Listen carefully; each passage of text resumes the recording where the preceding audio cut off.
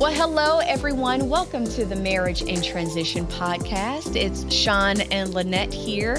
And listen, we're here to help you create connection through uncontrollable change in your marriage, because change is certainly uncontrollable. It's based on our book, Marriage in Transition. And I want to read a review that someone left. And they said, it's actually from Scott and Vanessa. And they left this.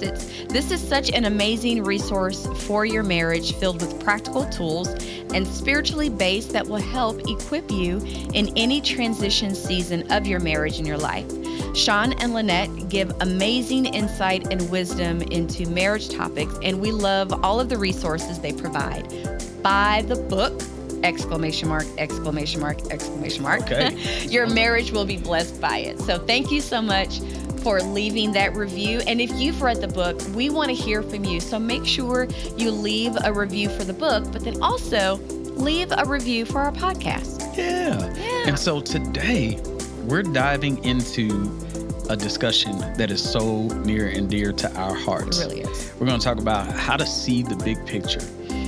Seeing the big picture is everything.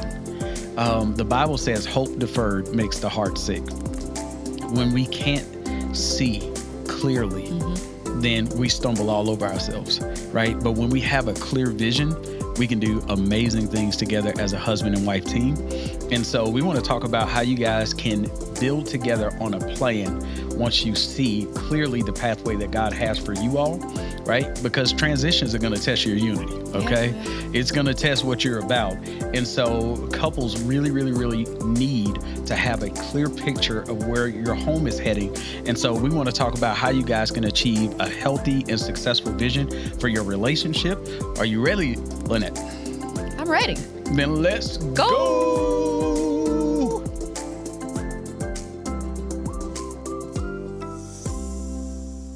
So many years ago, Lanette and I, we reached a point where we were very frustrated with where we were in our overall, just life.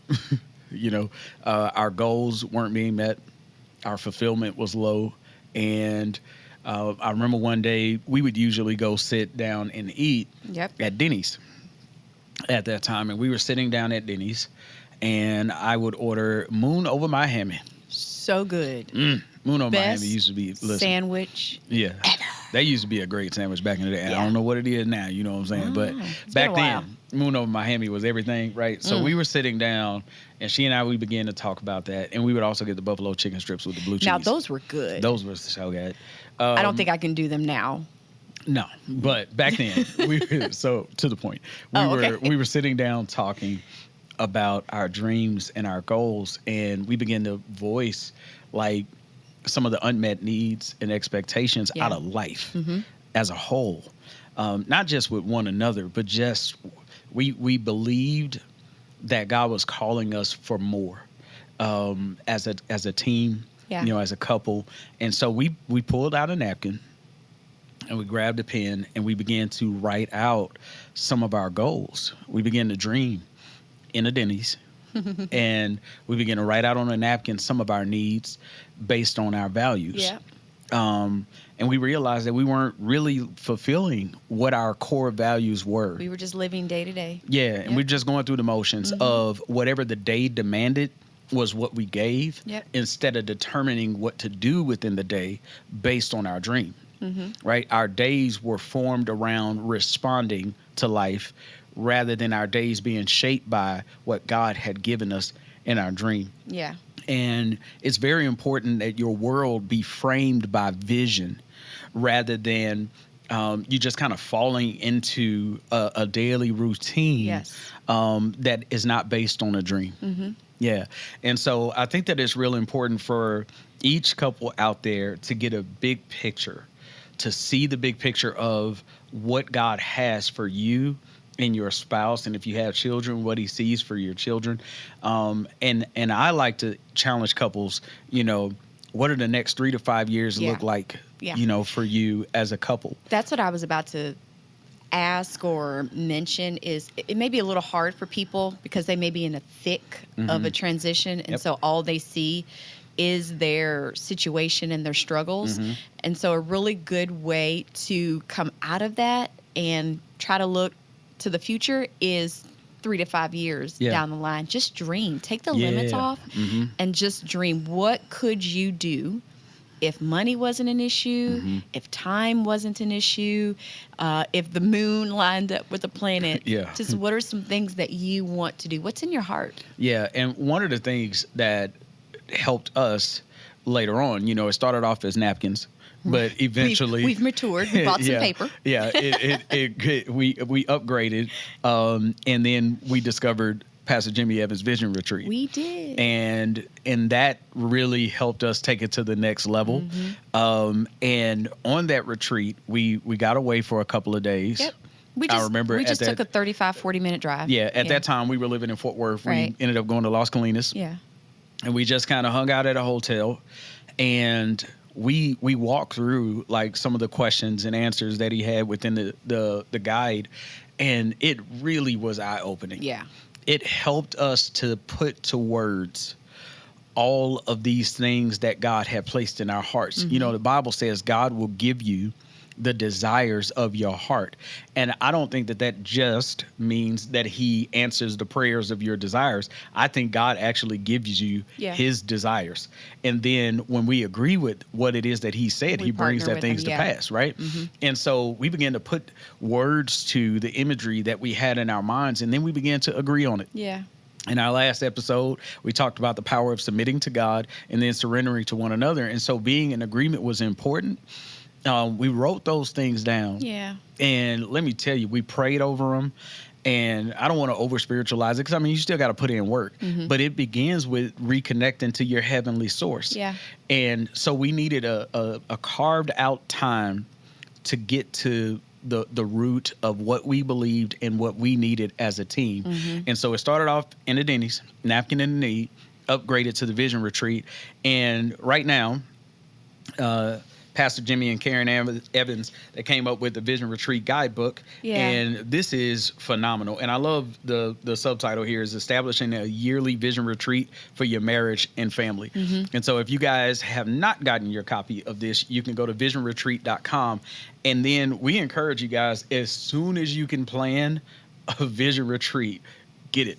And so here's the thing that I want to say about the Vision Retreat. You just need a couple of days. You're not looking for a week. If you can, that'd be great. I mean, if you want to do it like that, you absolutely can. But if not, 2-3 days, just a few minutes or hours away, do a staycation somewhere. Yeah. And it's really carving out time for God to speak to your hearts. And then you do need a little bit of time to discover what's in your heart. Yeah, of course. It's not a fast. Yeah. And what we've discovered is where there's no vision, right? Yeah. The people perish. One translation of that is where there's no prophetic insight of the future, the people cast off restraint. So if we don't see ahead, our hope is diminished. And hope deferred makes the heart sick. And so sometimes you guys aren't getting to these expectations within your heart because they haven't been clearly mapped out, and you guys haven't put together a solid plan as to how to actually accomplish what it is that you truly want within your lives. And so it's so important that you get on the same page and say, you know what? I just had this thought. What? Share it. I sense that some people may say, I don't have time for this. We don't have time. We're juggling so many things and all the rest of this. But sometimes you're busy, but not effective. And busyness does not equate success necessarily, right? And so sometimes it's about the rest. And in that rest, you get clarity. Yes. And when you have clarity, then you can get to your destination actually sooner with less damage incurred along the way, right? We need time to assess the past, but that's why your rearview mirror is smaller than your front, your driver's windshield, right? you want to be able to see more ahead of you instead of focusing on all that is behind you. Yeah. But if all of a sudden, if we were to take your front windshield and just cover it with mud, it's really hard. So you could be going fast, and you could be putting in a lot of energy but you actually could be on your way to a car wreck because you can't see clearly what's ahead of you. And so a vision cleans out that windshield so that you guys can learn from the past, but then move forward into a great future. Now, this is so practical, but this is what a vision retreat will do for you. An annual vision retreat will do. So you have your vision retreat, and let's just say one of the things that you discover within your marriage that you want to maintain are family outings, weekly family outings. This is big, it could be elaborate or it can be really, really simple, going to a free museum or something, right? Let's fast forward to 6 months after the retreat. You're in a time of transition. You're in a time of change, whether with the kids or, an aging parent comes to stay with you guys. And the temperature or the climate of your home is just really overwhelming and stressful.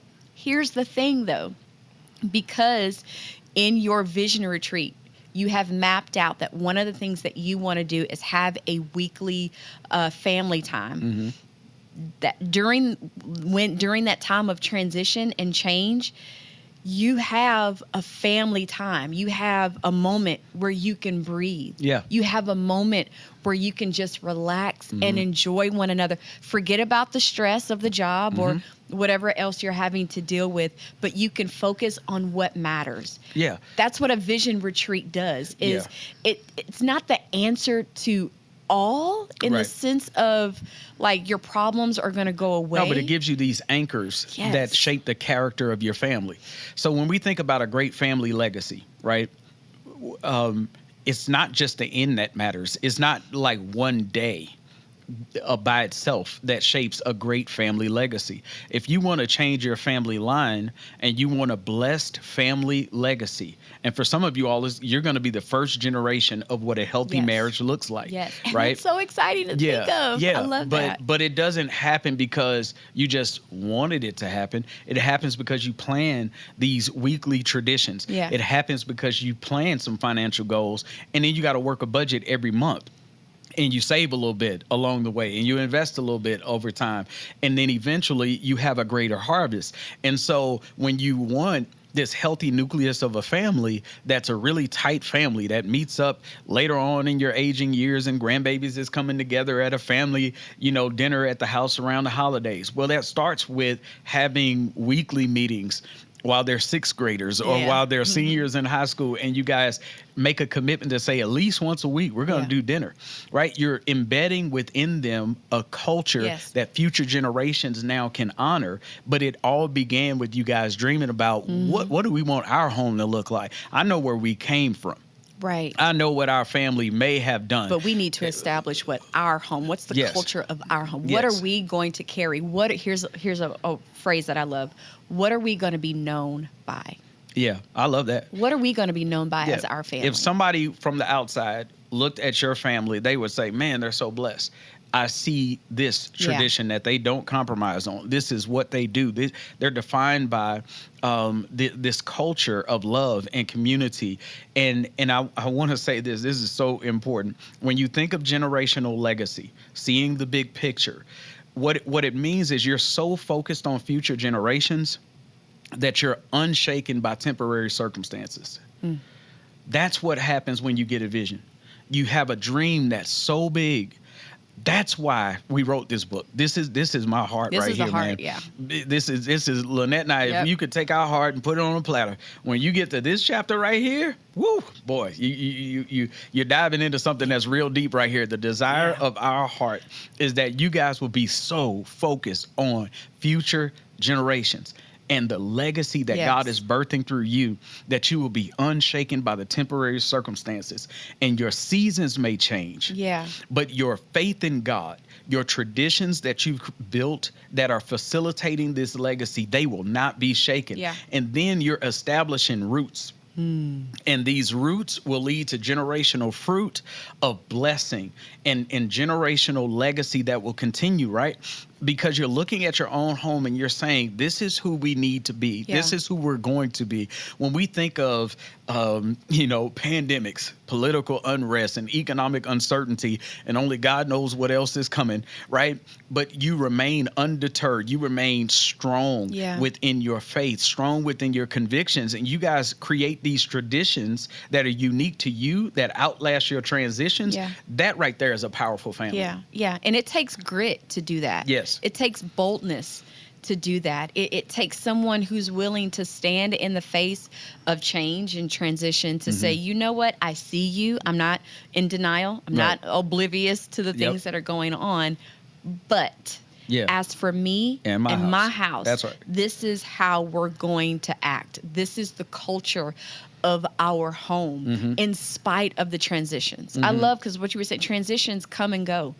There are seasons. You can't stop them from coming. Right, but you don't want to compromise your values on something temporary. Right, and I'll give an example of this. When I think about our marriage, and I think about some of the difficult seasons that we went through, there was a time when both our oldest and our middle daughter were hospitalized. And they were hospitalized at some very difficult times. And Brandon, our son, when he went in, he couldn't breathe. I mean, it was for a while, and he was hospitalized for quite some time. We still, even in the hospital, while he's got breathing mask on him, and his body was just struggling to breathe, we still were watching movies together as a family. We still prayed together as a family. The girls were still in the hospital room, and we were all together as a family. We weren't going to break our tradition of praying with our kids and speaking faith and having our family time, eating and movie time together, even in the hospital. We were still doing it. I can't tell y'all how many times we watched Charlie and the Chocolate Factory in that hospital room while he was laying in that hospital bed. And seriously, guys, that was a difficult time. Yeah. It was a really tough season. But Lanette and I, we found that we still had to make the most of it. We still had to have hope, even in a dark season. Our daughter, Brianna, she was in the hospital, and she had, was she 1.5? She was 1.5 while I was pregnant with Brittany. Yeah. Yeah. And so Lanette went into labor while Brianna was in the hospital. And Brianna was in the hospital, and she couldn't breathe. The doctors couldn't figure out why she couldn't breathe. And when I say she couldn't breathe, her chest would sink in. And it was literally, you could just see her rib cage while she was breathing in. She couldn't eat food. She couldn't really swallow. So she was losing weight rapidly, and then she couldn't breathe at the same time. And I'll never forget, while we were in the hospital at that time, I was thinking to myself of, her future and our family's future. And I was struggling. I was like, God, where are you? Why can't the doctors figure this thing out? And then my wife goes into labor, and she, went early labor at that. Yeah. I mean, it was a month early. And so here she is in one hospital. She's birthing, a child. In the other hospital, she couldn't be with the baby because Brianna was struggling in one hospital, and she was giving birth to Brittany at the same time. So I had my babies in one hospital and another hospital, and we were stretched thin, and I was about to lose it. And I went downstairs and I prayed while I was in the emergency room or ICU with Brianna, and I talked to God about it, because that was a really tough season. And I realized in that moment, like, God was like, do you trust me? Do you trust me with your future? Do you trust me with your family? And that was really a challenging and trying time for me, where I had to really look at my faith and say, you know what, God? I'll trust you if it goes really well. I'll trust you that she's in your hands if things don't turn out the way I want. But right now, I'm realizing my future legacy, our future destiny is within your hands, God, and we're going to trust you to make the most out of this difficult circumstance. And God blessed. Come to find out, she had enlarged tonsils and adenoids. She had her surgery, and we ended up taking Christmas pictures in the hospital. And Brianna, we still have the picture to this day. She was super tiny with a big old smile on her face, even though she was in the hospital. We came back together, and we've never forgotten that. And we continue to see now, all these years later, that baby that was in the hospital, while she was struggling, now is using those tonsils, using her throat Yes. to sing, to lead worship. And we're watching her walk in her destiny. Brandon's leading worship and walking in his destiny. Yeah. And we fought, even in the hospital, to continue to speak life over them and to continue to have our traditions in those difficult times. You know, one of the things that we did and continue to do is share with them the stories of our struggles. Yeah. And their struggles when they were younger. Yep. And not letting them grow up thinking that from the jump we had it all together. But really letting them know that, yes, we're headed somewhere, but this was our foundation. Yeah. And we went through these struggles, and you were with us. And you may not remember it all, but we remember it. Yeah. And it keeps them humble. Yeah. Keeps us humble. You know, and it allows them to walk in their legacy with integrity. Yeah. And having some skin in the game, knowing that this is bigger than just right now their life. That's but right. Constantly, when we talk about our vision and when we talk about legacy, we even talk about the grandchildren that we don't even have yet, you know, and so they are picking out names, and they are picking out their names for us. I told them, I don't want to be called just grandma. I want a blinging name. I need something. So, you know, but it's just fun to help them dream past their moment. Yeah. And I think that's a powerful thing. Yeah. So I want to encourage anybody who's, you know, listening to this, that even in the most difficult season where it looks really bleak, you know, and you don't have that much hope, and you're kind of barely hanging on, and you're saying, man, I really wish that we had what you guys have and all that, because we've seen people comment on some of our videos and they'll say that, and I'm telling you, please don't think that it was always sunshine for us.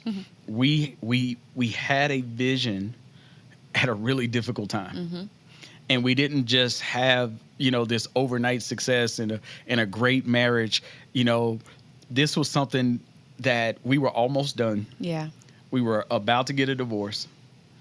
We were in that spot where we needed therapy, counseling, hands laid on us, the Bible. We needed anointing oil. We needed mediation. We needed a vision retreat book. Yeah. We needed everything. So please don't think that, you know, we're you know, something other than, you know. This has been a walk from the jump. Yeah. There was no sprints. It's just been a constant walk. But I'm telling you, the game changer for Lanette and I, we had to have a vision.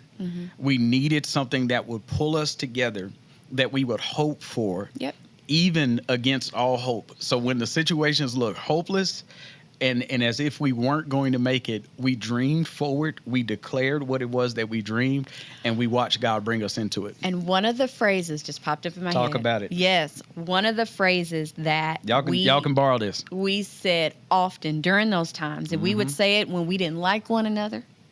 We would say it when our finances didn't line up with what we wanted.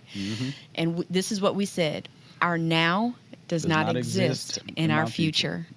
And so when you're in that thick of it, and it's just kind of like, I'm through, I'm over it, just say to yourself, my now does not exist in my future. So let me not make a decision, a permanent decision in a temporary situation that's going to hurt me in the long run.